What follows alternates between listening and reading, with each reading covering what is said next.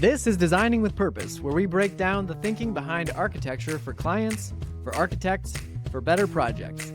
I'm your host, Kyle Stewart, talking with the team at Thrive Architects about what actually drives great design. Let's get started. Hey everyone, welcome back to another episode of Designing with Purpose. Back in the studio with me today is Thrive Architects firm principal Jeremy Bartlett and associate principal Dave Raschka. Welcome, you guys. Good to see you again. Welcome. Today, we are talking about the contractor relationship between the architect, the contractor, and the client, and whether or not the architect should be involved in the process from design through completion, or do they really just step back once the construction process begins? And is construction administration by the architect, is that a luxury add-on that clients cut to save money, or should it be seen as the most important phase of the entire project? So that's what we're going to get into today. But why don't you guys start out just kind of talking through some of the assumptions about architects' design work, the construction process, and what do people typically assume about your role when it comes to construction administration? Well, I think everybody knows and that you're hiring an architect to do plans, right? That's the basics, and to help come up with a creative design solution. But then when it comes to the construction side of things, I think the thought is, okay, you got the plans, everything's done. You kind of go, okay, now it's all up to the contractor to do. And while the lion's share of our work is done at that point, there's still a really important part to that process. We call it the quality control insurance aspect of the project, and that's what we're obviously talking about today. Right. So from a client's perspective, why is this so important that we're talking about it, and that they understand really the value in an architect being involved in the process? I mean, is that your preference to be involved from start to finish?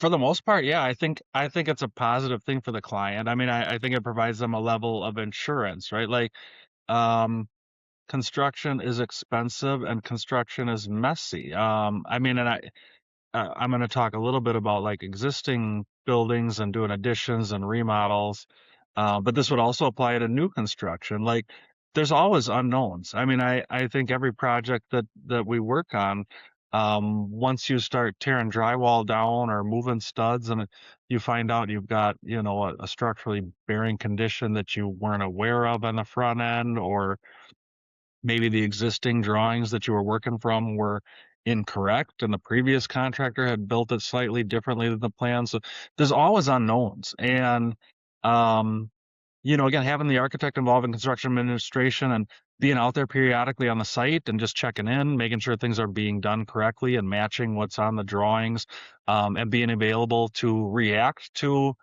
those unknowns. And again, it's construction is a messy process, so things change, things are kind of fluid, and things happen. You always want to be there to try and address that and make sure things are getting done appropriately. It like I say, it provides the owner a level of insurance and just protection that even though the drawings are done, is it actually getting built the way that the drawings called for too? I think is a big double check on our end.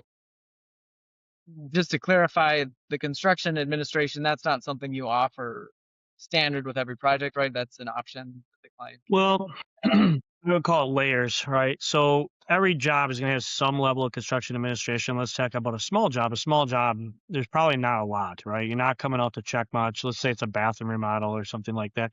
There's not a lot to check on that. You're going to have a compliance statement at the end. Probably have some construction questions during the process.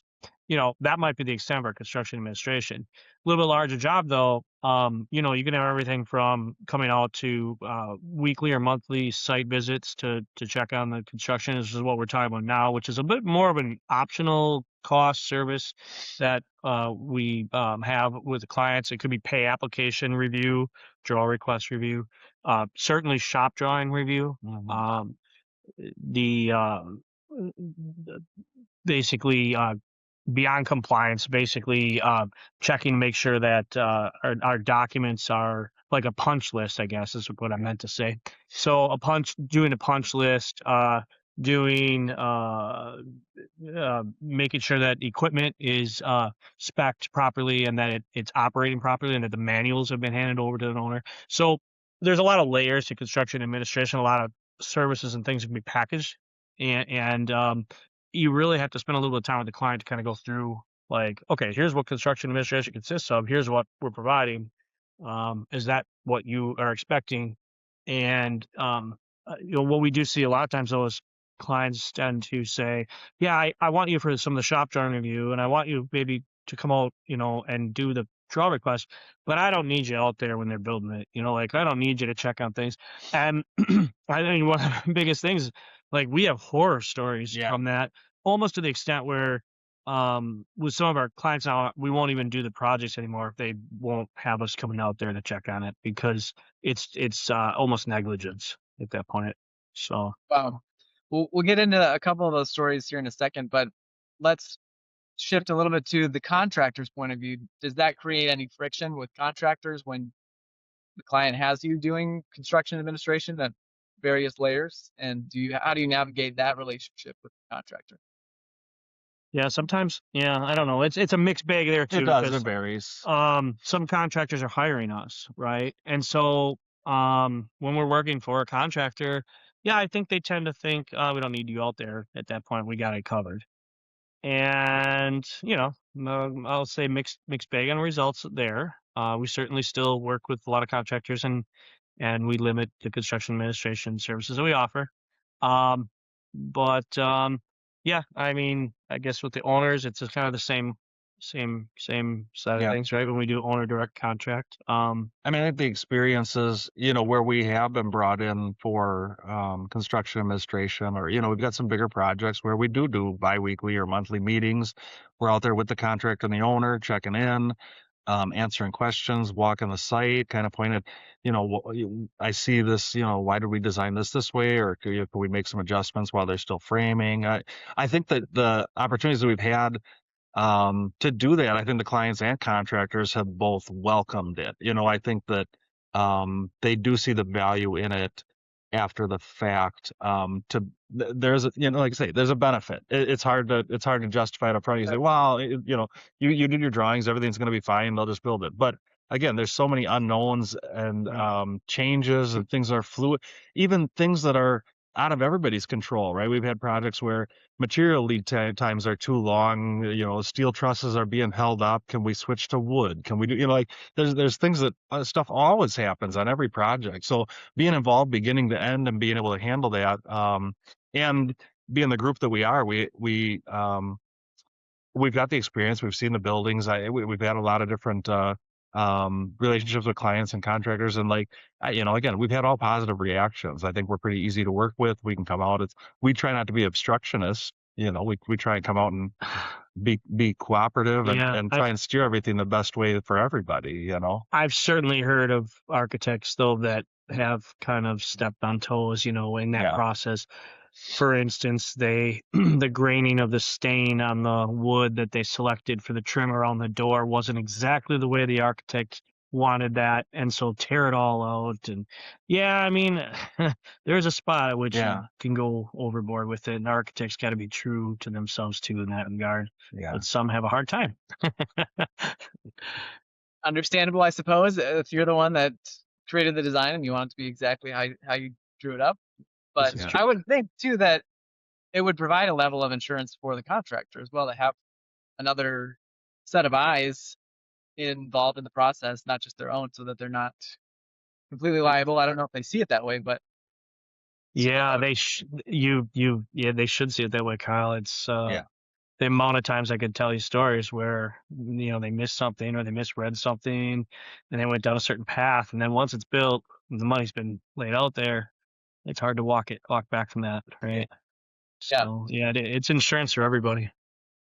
Okay, so let's get into some of the stories then, without naming names or getting too personal or whatever you feel like you can share. But what are some examples of things that have happened as a result of you guys not being involved in that construction? You want to go first, or you? I mean, that's fine. I was just going to talk generally. You can get specific if you want, but I think that we've had situations where The clients didn't feel like the construction administration was necessary. They felt like we got our documents, we can get this built. You can come out at the end and just sign off on it once it's all done, but we got this under control. But it came down to contractors who just were not doing their job. They weren't showing up on site, or they weren't managing these subcontractors appropriately, or they were just kind of letting everything run and not guiding the construction. And nobody was at that point. So it turns into a little bit of a free for all, right? I don't Mhm. um yeah, like I say, I don't know if you want to get us some specifics, but we've seen some ugly stuff. We've seen some, Yeah, I mean, I can give examples of like, project where again they didn't want really us out there for construction administration. This is high profile and project in some regards, and in a certain community. And at the end, you had high-ranking officials that were part of the process, and they scrutinized the work and couldn't believe the level of quality. Well, they pointed back to us, and we're like, well, you really told us that we're not going to be able to include construction administration services in our agreement. So it's not really anything that we could control. We haven't been out here, and if we were out here, we absolutely would have had all this tore out, and absolutely would never have accepted that level of workmanship.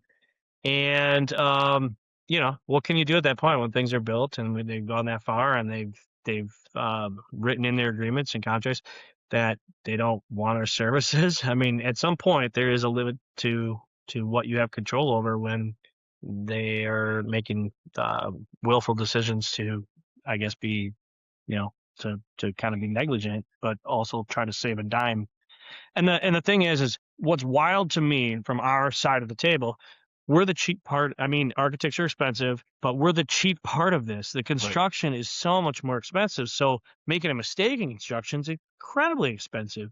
So it's like the, pinching pennies at that moment it just doesn't seem fruitful, but who am Well, I is that to? is that really the only objection? Is that it comes down to is a matter of trying to save money? I think yeah, I think that's one of the Majority major of it. ones. Like Jeremy mentioned, I mean, I think so much of the construction world right now is still geared towards design build, where the clients go to the contractors first. The contractors are able to provide them budgets and time estimates, and so then the contractor will come and hire the architect. So in the design build world, like Jeremy said, there's you know, we're indirectly working for the client, right? We're working primarily for the contractor. They hired us, and so if they feel like they have a good enough handle on it, and they don't feel like there's any value in it, Yeah. And if you got a really great construction manager with yeah, years of experience who's hands-on and sitting on that job, I can see why you don't see the value in it and probably don't need it. And I don't disagree in that case that we aren't really needed. There's a lot of, maybe some minor shop drawing review, maybe yeah, a couple questions here or there, but yeah, you don't need it. But when it's like competitively bid and then you choose to not do construction administration services, I mean, that's dangerous. yeah, And we've had a few clients, which I said, now I've learned our lesson on this end too. Like I just can't even agree to that anymore. What's wild is, there's the clients that are out there are still doing it that way. And even after they've had bad experiences, they still do it that way. And it really is weird. So, yeah. But like So you what are mentioned, some I mean, ways that it's a level of insurance, right? yeah. Sorry, Kyle, right? I didn't mean to jump over you. Yeah, it provides a level of Well, insurance. Well, even if they find some value and you're saving X amount of dollars on a 5 or 8 or $10 million construction project, in the grand scheme of things, I mean, Yeah. it's minuscule, It's it's minuscule. tiny. So the level of insurance it provides you to get a second set of eyes on the job site, or to have, somebody else to help just with, yeah, again, belts and suspenders, right? Like Mhm. it's always a system of double checking, and there's a huge investment in time and money on the client's part. So why wouldn't you want to try and why protect risk that? that? Right. Yeah.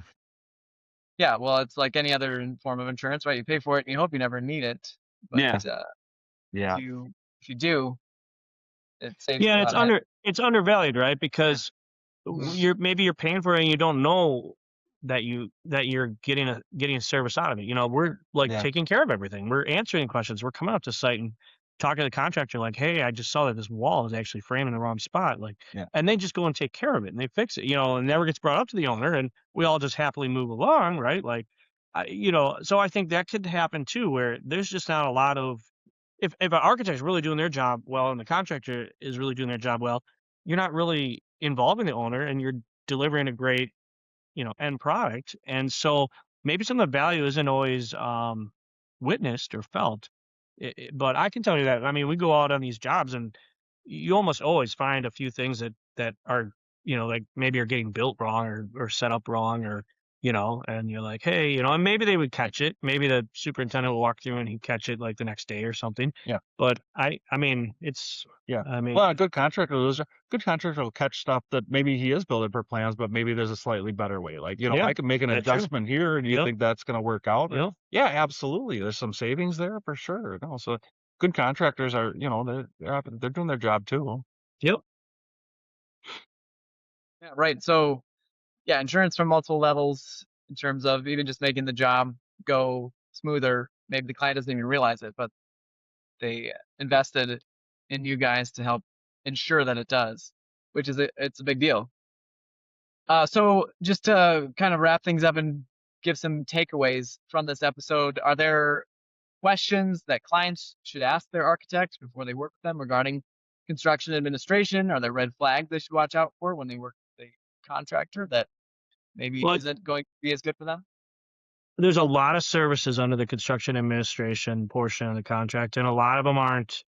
A lot of them are they're kind of like maybe add-ons. Even when you review like a formal AIA agreement, like as built, for instance, drawings of what actually gets built or changed and recorded at the end of a project. That's usually additional services in standard agreement, but I'd put that under construction administration services.